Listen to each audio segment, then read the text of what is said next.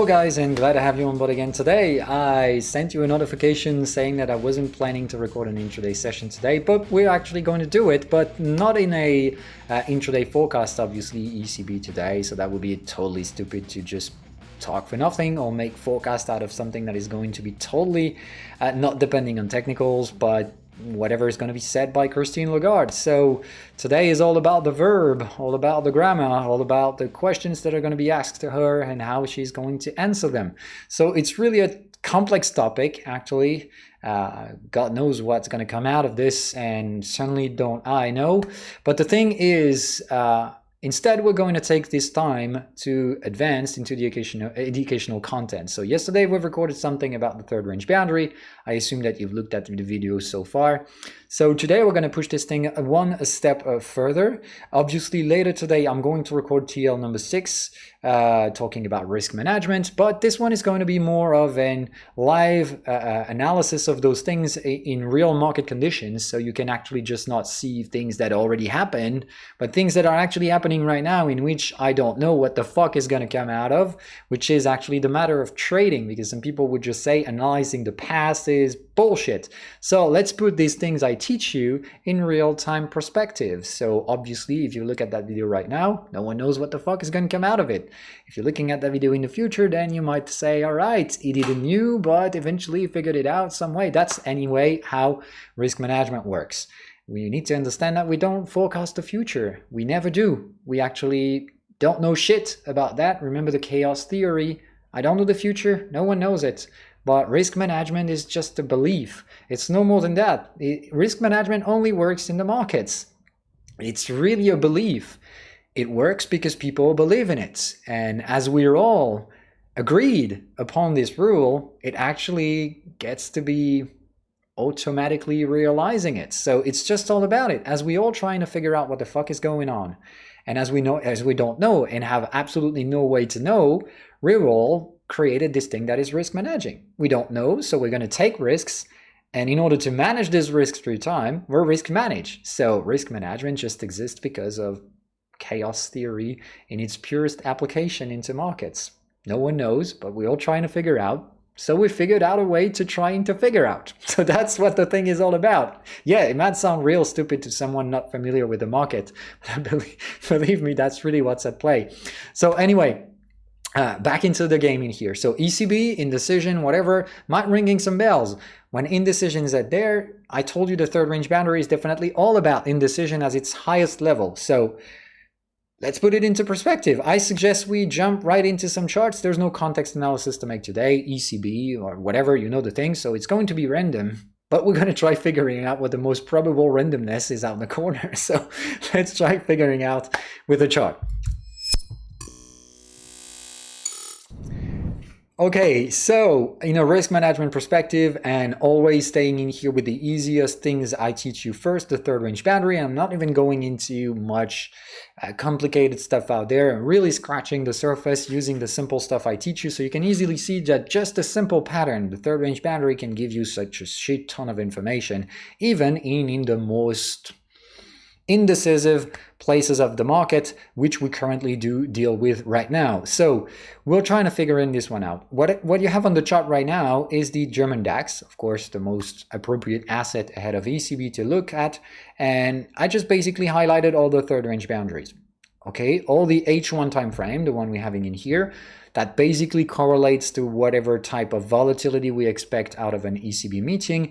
More importantly, this one is the September one. So even though most of our policy changes have been done post-COVID, so we can actually say that the biggest of what's to come has already came in. So yeah, we already passed the biggest momentum, but still, seasonally speaking, the September's meeting on central banks, all right, we've got the ECB and the Fed's coming down the road. So generally these meetings, and specifically these ones, September, this is just like going back to school for traders, and we generally start fresh out of September, and we generally have this switching point on the first policy meeting, because obviously now we live in a world in which central banks control the markets, and therefore we're waiting for their update in order to set straight for whichever choice we're going to make next. Are we going to let prices rise? Are we going to take profits? So this is really that simple question we're going to try answering today. Okay, so highest level of indecision, and oh man, what a conclusion. We get a third range boundary into the H1 time frame. So exactly the expected time frame for the volatility that can be created by those central banks, and exactly the highest level of indecision pattern that we could get. So yeah, you want to know what the market thinks about the ECB? They don't know shit. They're just going to make a decision. It's probably already made, actually. So I would say that doesn't even matter what Christine Lagarde is going to be saying today. I think most of it's already at play right here, right now. They're just waiting for catalysts and volatility to play the game. So I'll tell you all about it, and I'll get to the conclusion, or at least my conclusion, which is just orientating probabilities. I don't know, all right?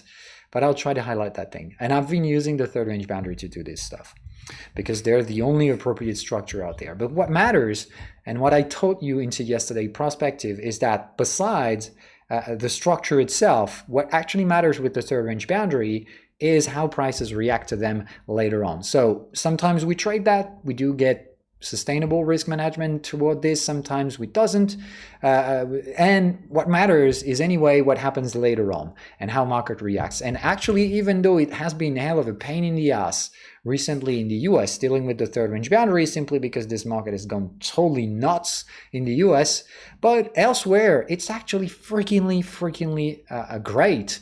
So yeah, I mean, we've decided to follow the SPX on those intraday perspectives, and I couldn't stress how dumb that choice was, and I just wish I could have made a different choice, but we decided it. I'm going to stand for it, even though it's far more complicated to navigate the US markets right now. We're going to take an example in here in the German DAX, and you'll see just how staggeringly great this pattern is. Some people have said, all right, this pattern is bullshit, that doesn't work, the SPX never reacts to third range boundary. Well, look at other markets, it's working just fine. And the German DAX in here is just like surgical precision.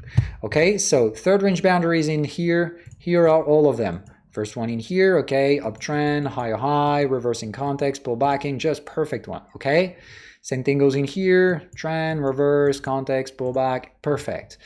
Trend, reverse, pullback, not 61, okay? That's the one we took as an example yesterday.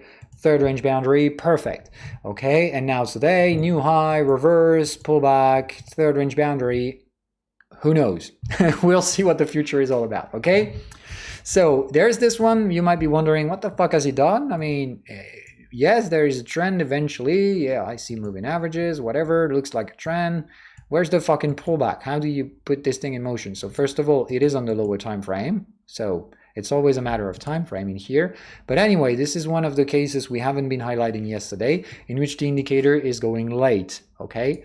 So you'll get your detection probably out there as we get close to it, or eventually just in here. But this is one of the cases in which the indicator is lagging. I think this is definitely an H1 time frame third range boundary, but I mean, this one just has been lagged. So how do you detect this pattern? First and foremost, you must see the first wave getting real close to the trend channel, sometimes to the context, sometimes even entering in it, but not enough and not sustainably enough to consider the reverse. The algorithms will just say, all right, I don't see enough information to reverse this fucking context, so I'm going to wait for more informations. And sometimes it doesn't. Market reacts violently to the upside, and they generally build a second downside wave, and generally this one is enough to reverse the context. And in that perspective, you reverse the context, you pull back to it, and what you're actually looking at is definitely not a third range boundary. It's a fifth range boundary. 1, 2, 3, 4, 5. So sometimes the indicator will lag. And this is what I highlighted into yesterday's perspective. So you need to be aware of these patterns. When you actually are going to be able to detect the pattern out there, you must be able to figure out that you are just late and that the third range boundary was right there. You're definitely not going to trade, but you still have plenty of opportunities. Out of the third range boundary that has been lagging in here, you're still going to be able to trade this breakout, for example, which is still going to give you some gains. So even though you're not going to be trading this late pattern, you'll still get things to do out of it. Okay, so it really is an absolutely staggering pattern in terms of risk management. And this is just one of many things I'll teach you later on, how to break those patterns, how to trade with them. Really, really great stuff. But more advanced, so we'll get into it later. What actually matters recently is, I would say, as you can see, anytime you've got a third range boundary, prices generally react. They don't react anyway the way you want, and you can see that multiple range structures can build, but the third range boundary is absolutely the only low risk point into these ranges. And as you can see in here, we do actually manage to make some kind of a flat structure before actually reactivating and pushing forward. In this one, the reaction has been slightly different. It has been a bearish range. We reversed inside the context and we actually met the target. The target is going below the context and making new low points. So in here is a perfect range boundary, trending range boundary at its perfect level. All right, this one is a flat, which is a rarest structure but still happens, and this is definitely the type of patterns that create the lagging structure. Okay, so I'll teach you all about it basically, but separate video. This one, absolutely perfect bearish range context. This one could have been as well. We definitely have shown some strength. We reverse in the context, but instead of making new lows, which would have been the most probable at that point, we actually create a range, mature range on the lower time frames, which actually ended up creating a triangle. So in here, you've got a case in which the range has been aborted and transformed into a range. There was significant levels of confidence and odds for us to make new lows, and we actually managed not to do so. So it is one of ways in which the range structure is evolving into something less riskier. We had decent odds for something that was offering better price, and we actually chose not to, which is a sign of strength. So what the market has done later on, new historical highs, game over for the bears. We start once again reversing context, retracing in here, not enough fibs. Here's where you get your third range boundary, and same thing goes on. The market in here was a neutral range, and this is a classical triangle structure building itself in here, rejecting prices every time it goes into context. So this is the things we generally see into cryptocurrencies, for example. So pure example of triangle structure being in here, matured and broken to the upside. Once again, bears fails, bulls take over, make new highs, but I mean, we definitely see that we're losing strength in here, and bam, once again, just right after, pulling back to context, and here we are in real time. Third range fucking boundary at play once again. This one is signaled with an overbought structure, which is definitely something we might want to trade. This one had a bear pattern, which is, I mean, tradable. This one has a taking profit pattern. We'll see all about it in the risk management structure later on today. I think we're actually going to be using this German DAX as a reference. It's definitely staggeringly precise. But anyway, what matters in here is one of the many structures I'll teach you on how to actually risk manage the structure. When you see 3 fucking third range boundary in a row, remember what third range boundary is all about, okay? You can either break them, in which you just, go beyond, like you see the area but the market doesn't react.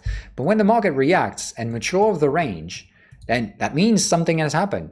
So we got 3 fucking ranges in a row. What the fuck is wrong with that? How can we have trend, because the market is trending, is making new highs and holding high low points, okay? And still making ranges. Jesus, that's still not possible. How can we trend and range in the same time? Well, these are one of the rarest structures in which the market can do it, and one of them is the wedge structure, in which we generally get to build higher low points but converging resistance points in the same time. That's exactly what we're experiencing right now. We're actually failing to sustain resistance breakout, and we manage to hold on to higher low points. This is not a bullish structure, but this is not a 100% guaranteed bearish structure either. So don't get me wrong out there, these structures has a more probable downside outcome, but not necessarily a granted one. So how can we validate that? So you would say, yeah, I see the wedge, whatever. What actually 100% reliable tell you that this wedge is definitely played by the smart money? The fact that you have 3 third range boundary, 3 ranging structures still making higher points and higher low points, that's definitely building converging lines. That's definitely, and in here, I mean, just surgical precision on the perfect alignment of those third range boundaries, which is just making this wedge structure even more really at play. Okay, so what matters in here is that I don't know what the answer is out about that, because these wedge structures, if they break to the upside, will generally get to reach out to the trend channel extrapolation. So here is the area in which we could get to, and of course that's a bullish trend channel, so we can grind our way to the upside endlessly, okay?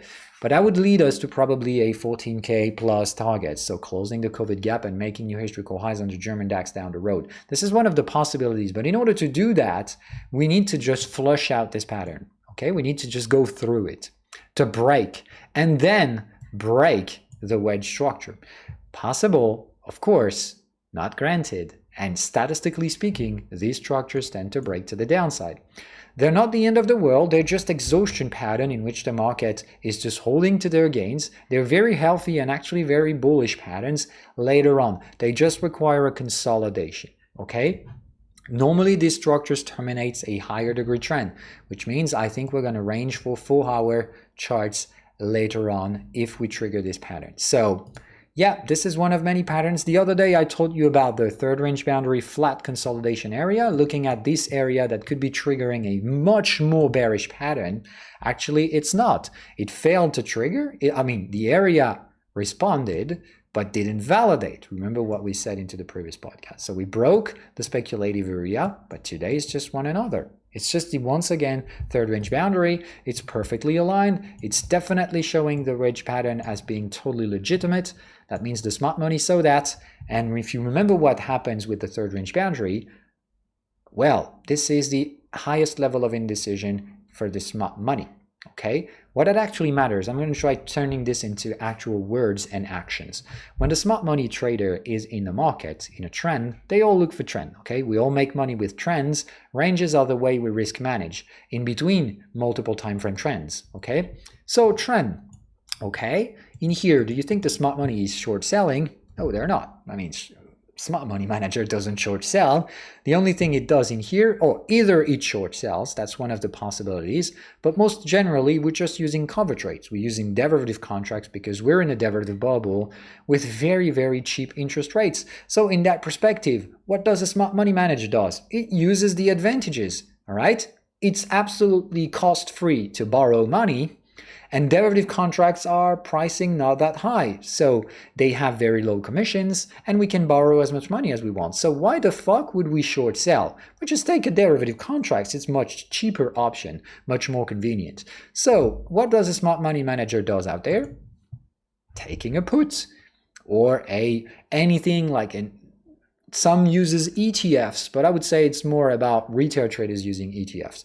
Normally, a smart money manager is going to use derivative contracts, generally puts and calls. So they generally will do first range boundary, which is a reverse trade, is generally just a cover trade. They're just going to be using a put as a cover, still being bullish in the market. What is the smart money manager going to do? If you think about it, the smart money manager, when he thinks a range is down the corner, thinks the way I do. I don't know shit about where the market is going to react and how it's going to do it.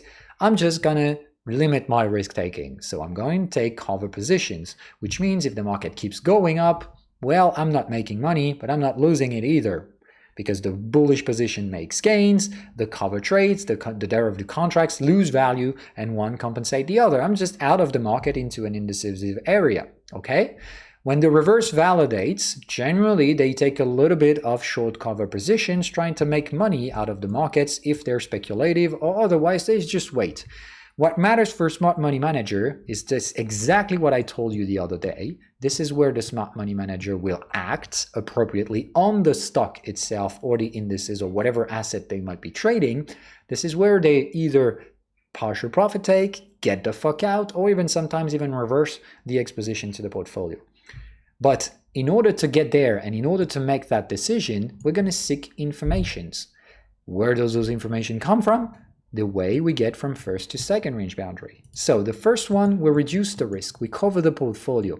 The second wave, we generally profit take the cover position. We think we've managed more than enough risk. Some very risky traders will even buy in here. But we know we're in a range. This is not a trend following opportunity. Generally, this is just a range trade. We buy, profit take, end of story. And then when we get to the possible speculative area, the range boundary, this is how we study how things have gone so far. How did we go from first to second range? And then how did we manage our way right up to the speculative area? Okay?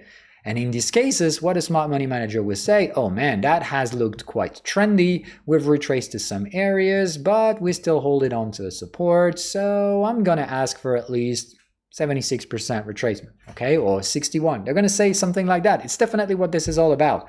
They're going to say, oh man, that was huge, that was violent.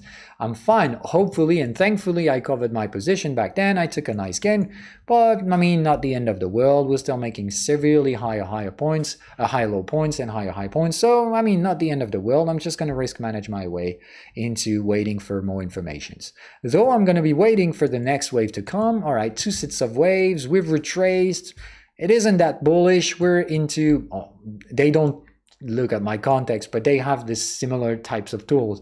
So they're going to be saying, all right, man, that's not real great. I'm going to take this resistance and get the fuck out. So what they're doing here is that regarding on their assessment of risk, they're going to say, all right, I'm selling 25%, I'm selling 33%, 50%, whatever. They're just going to sell some of the stocks and wait for further information. Wait for the fucking range to mature. Because they don't know what the range will look like, but they know the range is not a profitable structure for traders. So they're going to use the money elsewhere, take the money off, and look for other trends. That's how a smart money manager does. So they take the money off the table and they wait. They wait for a bit and they see, all right, normally regarding the type of structure, the type of first wave, I'm eventually considering buying out there. So I'm putting alerts and I'm waiting for the market to eventually retrace to this area and I'm going to buy again there. Okay? But until then, they wait. They don't know what the future is made out of, and suddenly neither do I. So we wait, and they see, oh man, there is a mature range on the lower time frame. I get a second fucking range alert. What the hell goes on? All right, it looks like we actually flushed the risks, and actually we built this thing as a triangle. It was supposed to be an ABC correction. That was definitely what was the most probable, but actually ended up not to be. So, all right, fine. Let's buy again. They break out buy. Okay, they would generally get right up to the third range boundary area. I'll teach you how to do this, and they're going to reinforce when we pull back on there. So they're going to break out trade and buy again the market out there. I'll explain you all about it later on. They get to build another trend, overcome the previous market top, and see how long it sustains. Oh shit, that doesn't work that much. What the hell's going wrong? People don't follow the trends. All right, another fucking range. So another cover up position, another profit taking of those cover positions or reducing, whatever, and studying how the fuck we go back to third range boundary. All right, 2 sets of waves, feels a lot less bearish than the first time. So all right, let's just take a 15% off the table, allocate the money elsewhere, and wait. We look at the context in here, well, the range looks pretty fucking mature. Let's put those 15% back in the game and make some more gains. Oh shit, another reversal structure? Jesus, motherfuck, these bulls are really weak. So this time, I'm covering the portfolio a lot more aggressive puts and calls structure. Wait for the third range boundary, and here we are, ECB, and now I can tell you with a decent level of confidence that they've already decided what they're going to be doing. If you look at the structure, I can definitely see the exhaustion pattern. So now is a simple choice. Either they'll decide to do nothing with the ECB and the price will surge and break the resistance, or they will profit take, but not at 23% this time, not at 15%. They know the structure is mature, they know this is a wedge, they know the risks that if we go down, we're not going to go down for just a few weeks, we're going to go down for a few months and retrace probably down to some very much interesting things, but we're going to wait for a 4-hour range to mature. So it's going to be a much longer consolidation if we break out of this pattern. So they know they're going to have to take more profits to put the money elsewhere. So yeah, it's all about that today. It's going to be either reverse or not doing anything, and they're going to ask for profits. Because when they take risks of not risk limiting, they're going to ask for profits. You can be damn sure we're probably going to make historical highs later on if this thing doesn't trigger. So I don't know what they've decided to do. I definitely don't know. All I can tell is that I've looked into the German DAX to try figuring out what my job is going to be on the next few days, because I don't know the answer. I'm just going to wait for it. If the answer is to the downside, I've already taken some expositions to these markets. And basically, I also sold the German DAX. Very tiny position, speculative position, taking this third range boundary, but I'm totally aware of the ECB. I know how complicated that will be. So this is really a tiny position. Just dipping a toe and tasting temperature. So far, that basically it's not working, but we'll see all about it. So either it works, the market reacts. I'm definitely going to reinforce and be net bearish as we break this structure. If the market does nothing and just squeezes out this area, okay, obviously all the cover trades get the fuck out. I'm stopping selling, probably going to do the same in the US, and I'm going to look at trend following this thing. How do I do that? I'm certainly not going to breakout trade the German DAX, but I'm definitely going to have a look at the components of the German DAX and look for much better opportunities, because there are some very dangerous components in the DAX that I definitely don't want to buy. So if this is the upward breakout system which we are heading to, then in that perspective, I suspect, and I personally will look into the DAX and looks for better risk limitation structures than just buying the indices itself. Okay, so I'm going to dig into the 30s and see whatever seems to be the most appropriate for a trend following opportunity. Okay, so I'm not going to fight once again. The range structure is freakingly mature. We've been out there and we basically stood still for approximately mid-June. Okay, to me, this market has consolidated. So if it wants to go higher, I'm not disagreed with that. I totally disagree with the stupid trends we had on NASDAQ, whatever. This was absolutely staggeringly stupid. What happened in the US, I mean, schizophrenic type of market. I can't stress how really dumb that has been, and I don't want to be part of it. Okay, but that's my personal choice. If you want to trend follow the US, you do whatever the fuck you want. I'm willing to eventually try and follow the Euro area, but that depends on what's going to come out of today, and I goddamn don't know. Okay, so if I'm wrong with the consolidation structure, and if we are on the verge to accelerate to historical highs in the German DAX, then in that perspective only, I'll do trend follow, but not with the German DAX itself, but with its components. All right, that being said, that's more than enough for today. Quick conclusion, and then we move on.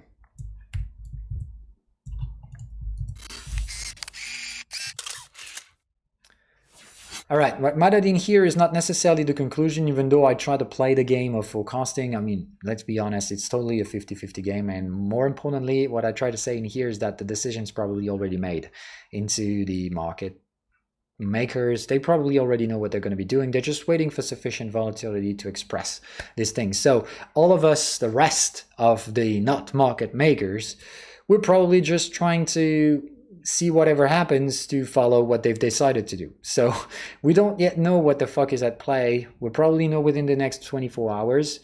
And depending on what's going to be shown, I'm going to try following one way or another, but just going to try doing it the best possible way. So in terms of trend following, I'm okay with that, but not with the indices, because too much bad components in there. And when you bulk buy, when you buy the whole package, the 30 valuations, you have to deal with whatever happens with the less interesting ones. Even though I don't believe they're going to fall off a cliff if the market goes bullish, they're just going to not perform. So I think I can overperform the German DAX if I get to look into the indices for some things that can provide much better stuff. But that is more advanced things. We'll eventually see about how to arbitrage an index later on some far more advanced videos later on. We're just number 6. I'm going to record the number 6 later on this afternoon. So risk management into third range boundary. Like I said, there's going to be approximately 50 videos, and there is a shit ton of more complicated stuff down the corner. Okay. So today is a live practice, is basically using the things I teach you, trying to push them a little bit further in context and in live market, more importantly. But today is definitely not a forecast. Let's make it straightforward. Yes, the other day we had a structure that could have been bearish. It has been invalidated. Today is another one, can be invalidated very well. So more importantly, this one totally depends on whatever the fuck is going to be said by Christine Lagarde. So, all right, stand still, watch the show. Don't try to trade these things. If you're a beginner, this is definitely the type of third range boundary in which you put one micro contract and just barely get to gamble. All right, it's really closer to gamble today. Anyway, see you guys later on, and have a good day.